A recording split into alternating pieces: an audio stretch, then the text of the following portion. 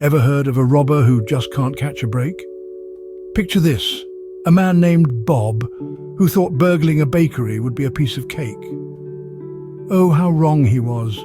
Bob had a plan, or so he thought. He envisioned himself sliding down the chimney, nabbing some dough and making a clean escape.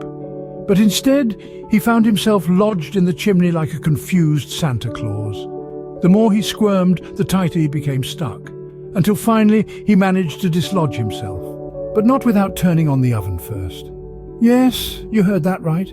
Bob baked himself a nice tan before he even had a chance to steal anything. But the oven was only the beginning of Bob's hilarious misadventures. As soon as he freed himself from the chimney, he came face to face with a feisty cat. The cat, seeing Bob as an intruder, sprang into attack mode. Bob, in his panic, accidentally stumbled into a room full of mousetraps. The resulting chain reaction of painful snaps and yelps could be heard all the way down the block. In his desperation to escape the fierce feline and the snapping mousetraps, Bob, now covered in flour, tried to make a run for it. But fate had another slapstick moment in store for him. He slipped on a banana peel left carelessly by the bakery's janitor, tumbling headfirst into a net. And who should be holding this net? None other than a group of elderly ladies who had taken a break from their knitting to catch a burglar.